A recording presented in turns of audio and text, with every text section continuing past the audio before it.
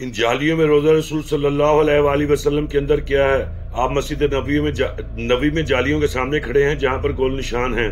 तो अगर आप इसके पार देखती हैं तो एक सब्ज रंग का गलाफ नजर आता है। ये असल में इस दीवार के आगे है जिसकी 5 साइड्स हैं। उमर बिन अब्दुल अजीज रहमुल्लाह अलैह ने इसलिए किया था ताकि काबतुल्लाह से मुशाबत ना हो। इस 5 रोया दीवार के अंदर एक और दीवार है जिस पर एक पत्थर का गुम्बद भी है जो कि हमें गलाफ की वजह से नजर नहीं आता, और इसके आगे कब्र मुबारक सल्लल्लाहु अलैहि वसल्लम है।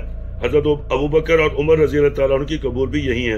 इन जालियों से अंदर जाने के 2 रास्ते जिसमें से एक कभी कभी मखसूस लोगों के लिए खोला जाता है। याद रखें इस 5 रोया दीवार से आगे कई 100 सालों से कोई अंदर नहीं गया है।